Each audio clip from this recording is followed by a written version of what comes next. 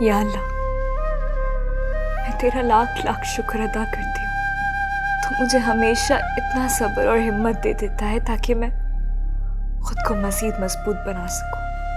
میں شکر ادا کرتی ہوں اولاد اور رزق روزی جیسی نعمتیں دینے پر، بس جب بھی شیطان میرے دل میں وسوسے ڈالنے لگے تو مجھے جھنجھوڑ لینا کہ تیرے ہوتے ہوئے مجھے کسی چیز کی فکر کرنے کی ضرورت نہیں۔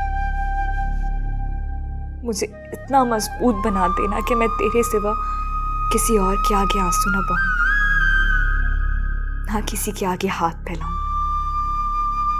مجھے ذلت اور رسوائی سے بچانا، اور مجھے اپنی اولاد کی پرورش کرنے میں آسانی عطا فرمانا۔